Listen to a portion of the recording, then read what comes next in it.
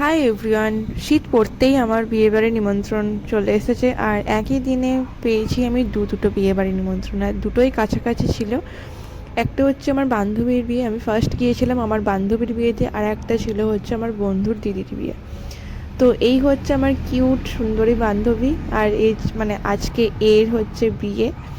আর ছাদনাতলাটা কিন্তু বেশ সুন্দর করে সাজিয়েছে, আমার বেশ ভালো লেগেছে। আর এখানে কিছুক্ষণ থাকার পর আমরা চলে গিয়েছিলাম খেতে। এই হচ্ছে আমার দুই বন্ধু, রিক আর রক্তিম, দুজনেই আমার ছোটোবেলাকার বন্ধু। আর এখানে আজ এই যে আমি আমি এই রকমভাবে গিয়েছিলাম চোরে পাগলির মতন। আর এই হচ্ছে তৃষিতাদির মেয়ে।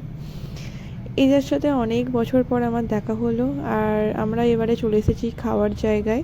তো পরের পার্টে দেখাবো আমি কি কি খেলাম। আজকের জন্য এইটুকু। Bye bye.